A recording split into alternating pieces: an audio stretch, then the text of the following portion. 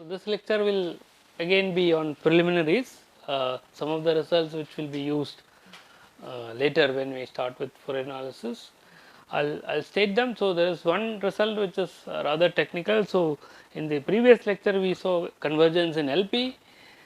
We need a result which tells us that there is almost everywhere convergence. Okay, that requires the function phi, the approximate identity, to have slightly stronger properties. Okay, so I'll define all that. But before that, let's start with C infinity functions. C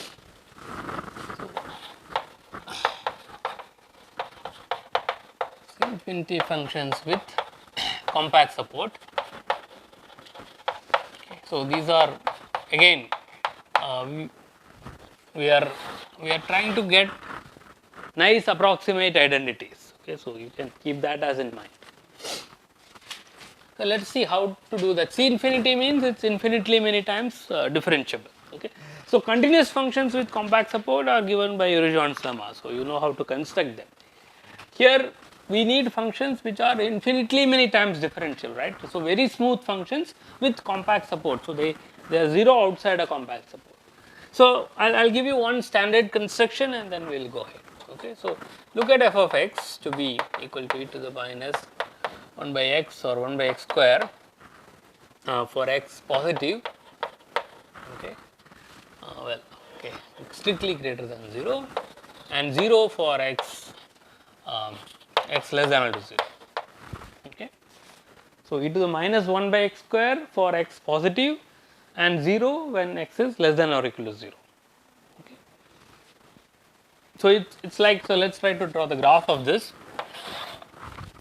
So, on the negative real axis it is 0 up to 0, no problem. As x becomes bigger and bigger, well, what happens? E to the minus 1 by x square, right. Well, when x goes to 0, 1 by x square goes to infinity and I have e to the minus infinity, so that goes to 0. So, it goes to 0 here, okay. So, it is very smoothly near 0, but as x goes to infinity, 1 by x square goes to 0, so this goes to 1, okay. So, it becomes asymptotically 1. So, it is like this. Okay, so, you can consider the 1 here. So, it will not touch 1, it is always below, but it becomes very close to 1, right. But the point is it is extremely smooth here. So, you can check that this is a C infinity function. Okay.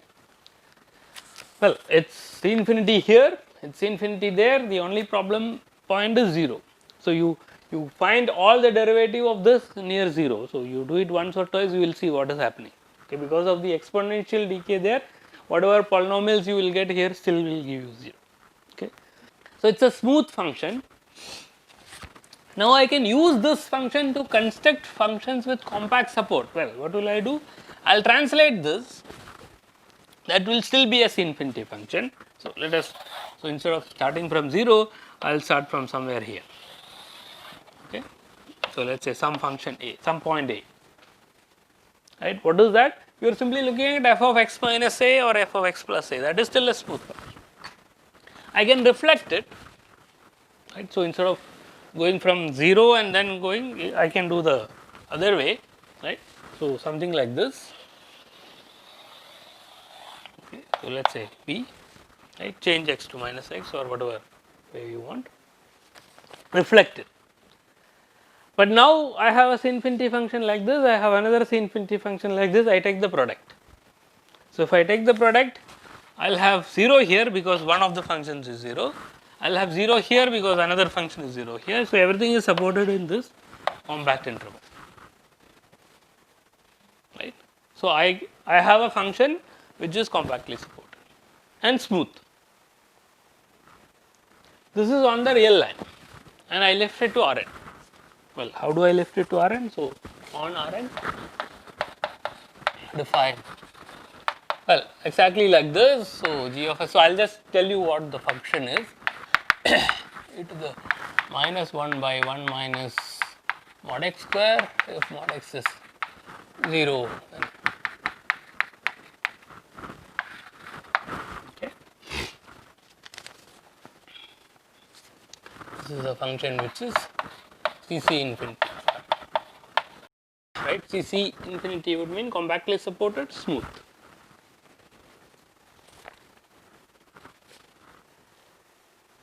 That's just using this function, okay? So if I do this, I'm going to get some function like this, with a and b thrown in here and there. All I'm doing there is lifting a function from the real line to Rn as a radial function.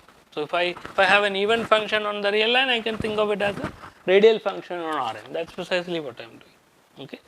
So if it is supported here in -1, 1, it will be supported in the ball of radius 1 there. So that is all. So there are, the point is there are enough CC infinity. Once you have one, you can translate them around. You get a lot of functions, and you can multiply them, convolve them, right? So there are lots of ways of constructing C infinity functions once you have one of them. Okay. So the CC infinity is quite large. It's actually dense. So that's the next exercise. Okay.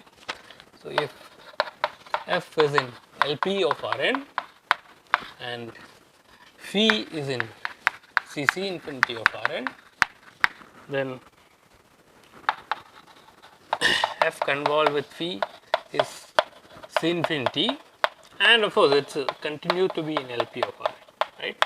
Whatever p is, doesn't really matter. So you can stick to,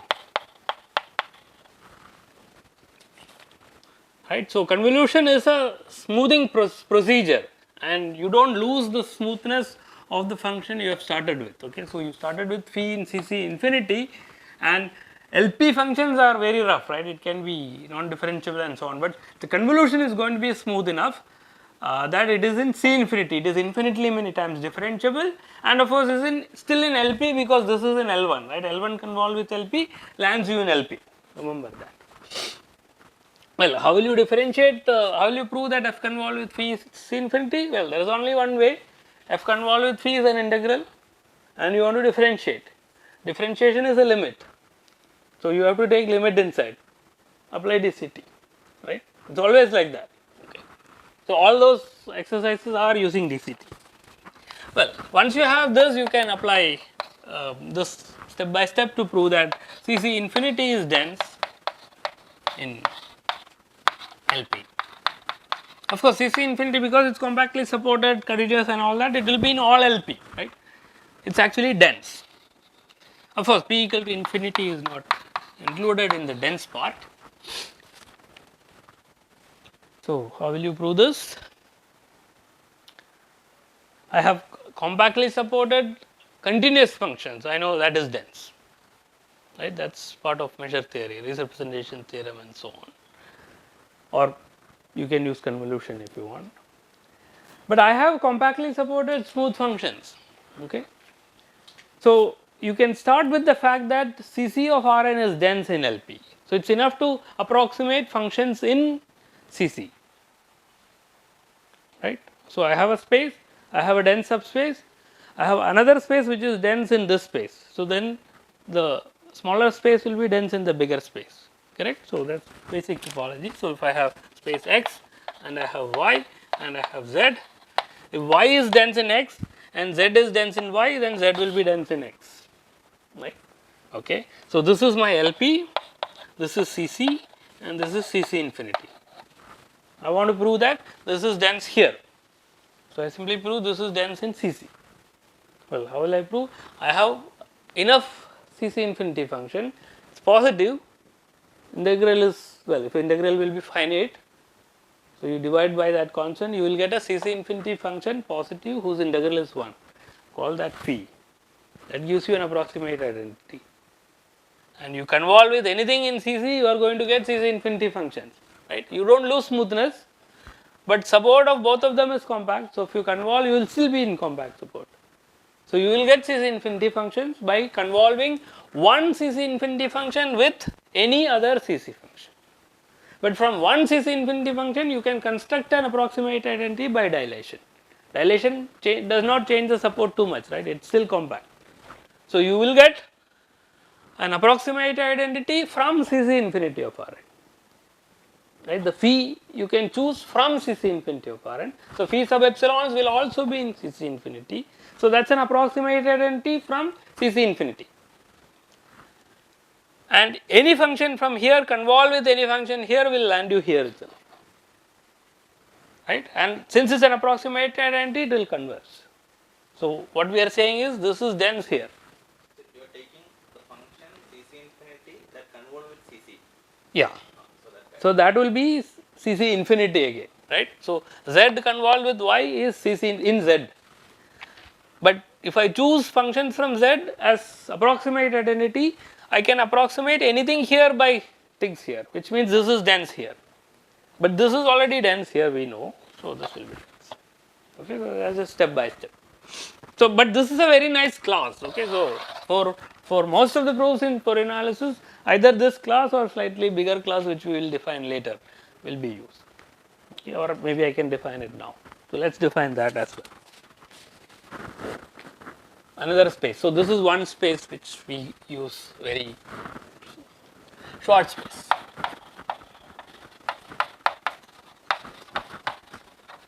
Okay, so, these are functions which are rapidly decreasing. Okay. So, short space. So, this requires some notation because I am defining it on Rn, right. So, short space, so S of Rn. Okay. So, what is S of Rn? So, this is the collection of functions into, let us say, complex valued, very smooth. So, f is say infinity and rapidly decaying at infinity. So, what do I mean by rapidly decaying? You multiply f with any polynomial, it will still be bounded. You take any derivative of f, multiply it with any polynomial, you will still be bounded. Okay, so that is what you mean by rapidly decrease. Okay, so how do I write this? Well, you take any derivative of f. If you are not familiar with this, I will write it down, and you multiply it with any polynomial. Okay, it's enough to multiply with monomials, right? Because you can take that would be still bounded. Okay, so let us define what is alpha, beta, and so on. So, alpha is a multi-index, alpha 1, alpha 2, etc., alpha n. D alpha is the corresponding derivative. So, d alpha is d alpha 1 by d x1 to the alpha 1, d alpha 2 by d x2 to the alpha 2, etc., d alpha n by d xn to the alpha n. Right, these are multi-index. So, this will belong to positive or well including 0 n to the n. All these are integers, alpha 1, alpha 2, alpha n. The alpha will denote the derivatives. Derivatives in each variable this many times, right? In x1 variable alpha 1 times, x2 variable alpha 2 times, etc. Is the notation clear? So, this is the compact notation for this messy thing. What is x to the beta? Well, beta is also a multi-index, beta 1, beta 2, etc., beta n, also in n to the n, x to the beta. So, x remember is a vector, right? It is x1, x2, xn. To the beta will be corresponding power, x1 to the beta 1, x2 to the beta 2, etc., xn to the beta. Okay, so that is a compact notation, x to the beta. So, that is a monomial with appropriate powers beta 1, beta 2, beta n.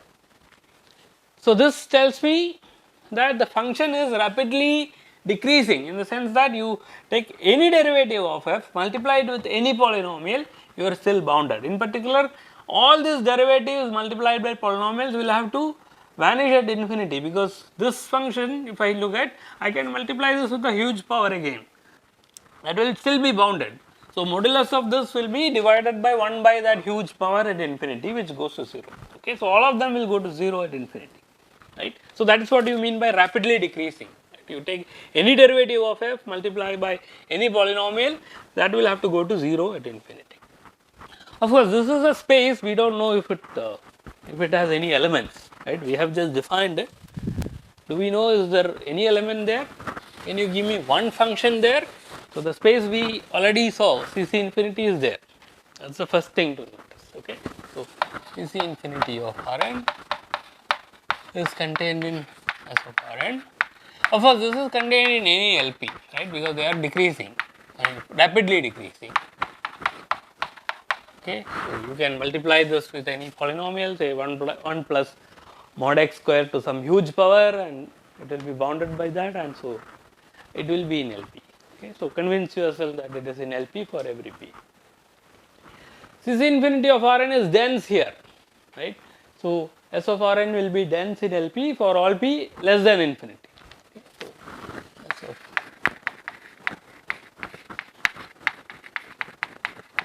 Rn is dense for p strictly less than infinity. Right? This is clear, right? If I have compactly supported functions, if I multiply by polynomial, that's not going to change anything. It will be still compactly supported. So it's 0 outside a compact set, which means it's bounded. Right? Because the derivatives will not change the support. Because if the function is 0 outside a compact set, if you differentiate, it will still be 0 outside. Okay, so this is a huge class which is sitting inside. Okay, but there are functions which are here, which are not here. They are not equal. So, for example, you can look at e to the minus mod x square, right? Gaussians. Any of the Gaussian is a smooth function. You differentiate this as many times as you want, you will still get a Gaussian times a polynomial. You multiply it with another polynomial, it will be still bounded. Okay. You can look at e to the minus mod x to the 4, mod x to any other power, right? Higher powers. All of them will be in Schwartz class, but not compactly supported, right? Their support is the whole Rn. It's not compactly. So this belongs to S of Rn, but not compactly supported. Okay. So we'll study this space a little bit more later, because these things will give you a countable collection of semi-norms, and that makes it into a what is known as a Frechet space. But anyway, if you haven't seen this or heard this before, we'll not bother about it right now. Okay, so these are all spaces which we will be using in Fourier analysis very often, both Cc infinity and the Schwartz space. Okay, so make yourself familiar with these spaces. So when you see functions, it should occur to you that, oh, okay, this is a Cc infinity function, or it's a Schwartz class function. Various convolutions make sense, etc., etc. Okay. So let's recall Lebesgue points. So again, this is from basic measure theory. Right? If I have a function, well, we know what Lebesgue points is, so I'll define it. F is an L1 log, right? It's a locally integrable L1 function. X in Rn is called Lebesgue point. Is called a Lebesgue point of f if the following happens, 1 by well, I'll put some constant Cn r to the n mod y less than or equal to r modulus of f of x plus y or x minus y, it doesn't matter, f of x dx. This goes to 0 as r goes to 0. Okay, so the Cn is simply the measure of Sn minus 1. Okay. So this is the definition. So point is called a Lebesgue point if this happens. So what does this mean? This means that, so let's write it down in the case of the real line, so that it's much easier to understand. So what is this? This is simply 1 by, if I take the ball of radius r in the real line, that is just minus r to r, right? So I am integrating, well, and the measure of that would be 2r, right? And I am integrating from minus r to r. Then f of x plus y minus f of x, right, dy, this goes to 0. Okay. Well, this implies that if I look at 1 by 2 r, instead of writing it like this, I'll look at x minus r to x plus r f of y dy. So, this is simply the average of f over the ball of radius r centered at x, right, that converges to f of x, right. That is what this says, right. From minus r to r, if I change the variable, this is just x minus r to x plus r. So, the value of f at x is sort of defined, it is a well defined quantity. Remember, functions are in L1 and so on, so it is defined only almost everywhere. So, these points are such that the value of f can be taken as the limit of these averages. Averages are well defined, you can always take the integral of the functions over x.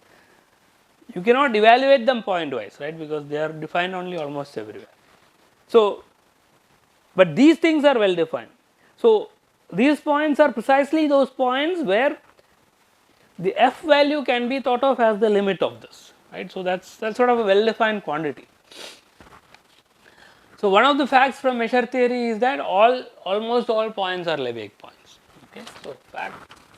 So, this is Lebesgue differentiation theorem, right. You are differentiating the integral of f, you get back f, right. This is the differential, right. What do you mean by, like what you see in fundamental theorem of calculus, right. So, you define capital F to be integral 0 to x f t dt. Okay. Then what is this? This is f of x plus r minus f of x minus r divided by 2r. This is the derivative of f, right. So, this, if f is differentiable, it will go to derivative of f, and that is small f. That is what Lebesgue differentiation theorem tells you. That is same as saying almost all points are Lebesgue points. Okay. So, the fact from measure theory is that, yeah. Ah, okay, yeah, thank you. This is dy. Yeah. X is a fixed point.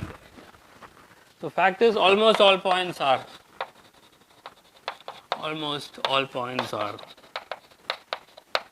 Lebesgue points. Okay. So, this is what we mean by Lebesgue differentiation theorem.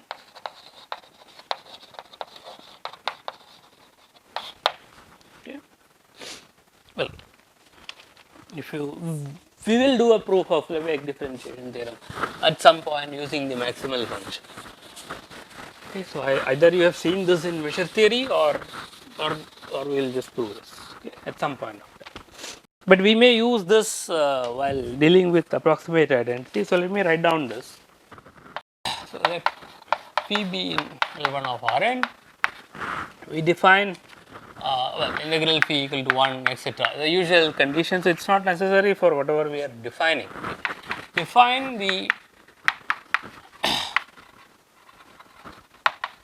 radial majorant. Okay. So, radial majorant of phi by, okay, psi of x equal to supremum over mod y greater than or equal to mod x mod phi y. Okay. So, it is some definition, okay, do not worry too much about it. In most cases it would be a very simple thing, okay, but when we write down in general the radial majorant of a given function on Rn. So, let us see, I have a function on Rn. What am I doing? I am looking at modulus of that and taking the supremum of phi outside the ball of radius mod x, right. So, obviously, this function is going to be radial, right, because it depends only on mod x, right. So, you look at any point here, look at the ball of radius mod x, look at the values of phi here and take the supremum, right. This is what that psi is. So, if I take the point here and take the point here, it is going to be the same ball, right. So, the values are same. So, psi is a radial function, okay. So, psi is radial.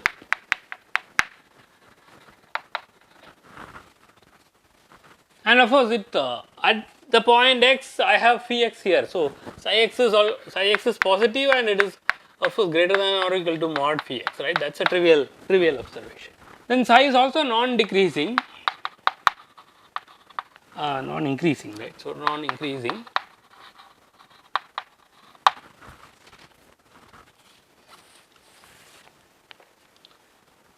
Why? Because if mod x increases, the ball becomes bigger and you are taking supremum over a smaller set, right. So, it should be decreasing. Of course, it need not be strictly decreasing, but it is never increasing, okay, non-increasing. Now, some observations, it may look very complicated right now, okay, but the functions we look at would be very simple, where this is sort of trivial to see what happens, okay. Observation, suppose psi is also in L1. So, remember psi is a huge thing, it is a supremum over on the complement of the ball of radius mod x, right. Suppose it is in L1, that means phi has to sort of decay reasonably rapidly, right, otherwise psi will not be, right, because I am taking the supremum. So, alright, so if psi is in L1, then we can say the following thing. So, then first of all, mod x to the n psi of x, this will go to 0 as mod x goes to infinity, that is one, okay, we will justify this. So, this means that psi sort of decays like mod x to the minus n at infinity. Let us see why. We are assuming, so this is a rather strong assumption, okay. So, psi is in L1, the radial majorand is in L1 is a strong assumption. Under that assumption, we have this. So, let us see why. Well, so you look at, so this is sort of easy from once you write down this integral, look at r by 2 less than to mod x less than to r psi of x dx.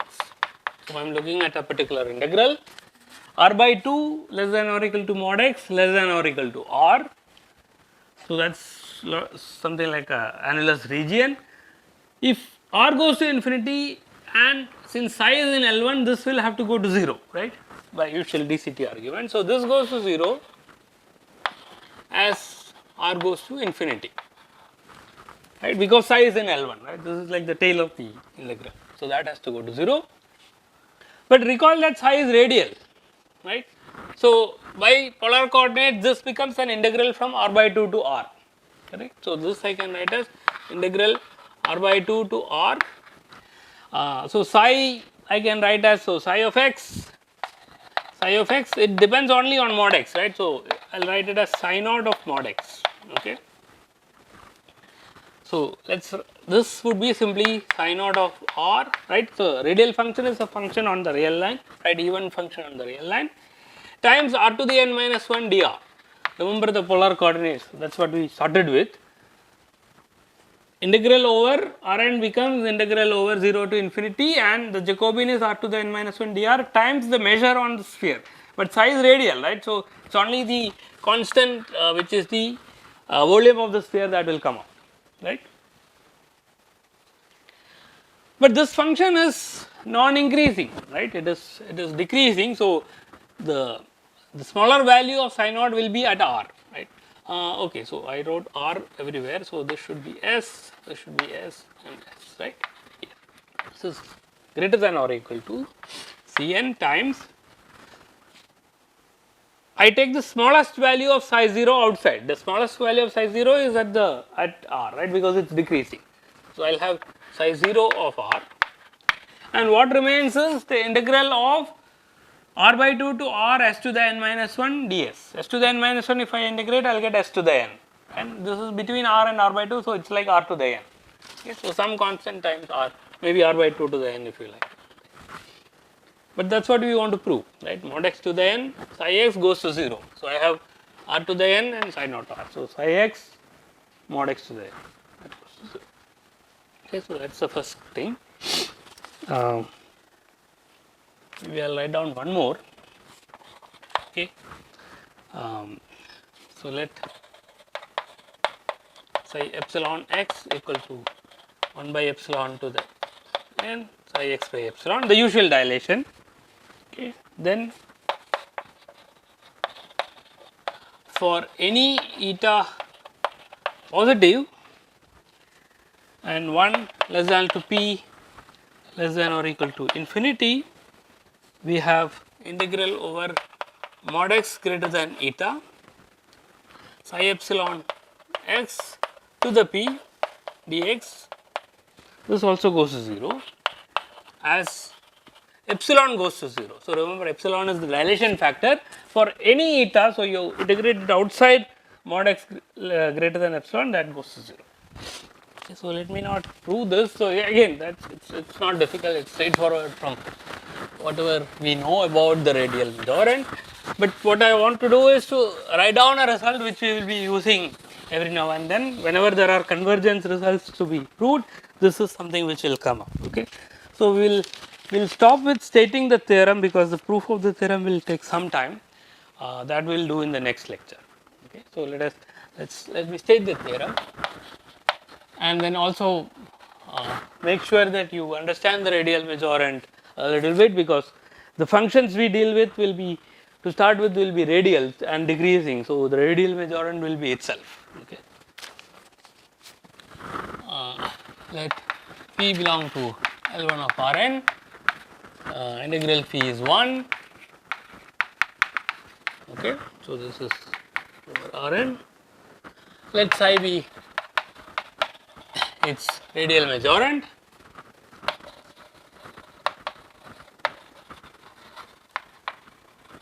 Radial majorant. So, remember psi of x is simply supremum over mod y greater than or equal to mod x phi of y, right. So, that is how it is defined. Suppose that psi is in L1.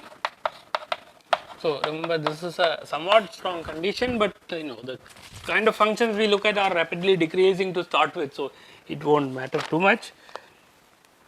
Then for f in LP of Rn, 1 less than to p less than or equal to infinity, f convolve with phi epsilon x. So, remember phi is a function and phi epsilon is the usual dilation, right.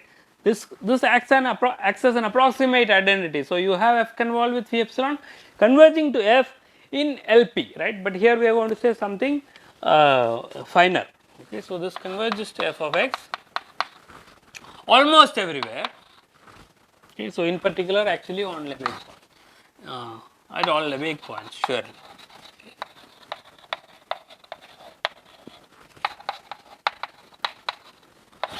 Okay. So, let me sort of try to emphasize the importance of the result. Assuming that the radial majorant is in L1, what we are saying is the original sequence f convolved with phi epsilon converges to f at all Lebesgue points. We already know it converges in LP. So, there is a subsequence which converges almost everywhere. That is a trivial thing from measure theory which you learn. But this is the original sequence itself which will converge to f at all Lebesgue points. Okay. So, that will be used in some convergence result. Okay, now I'll stop with just commenting upon this radial majorant, even though it looks very messy.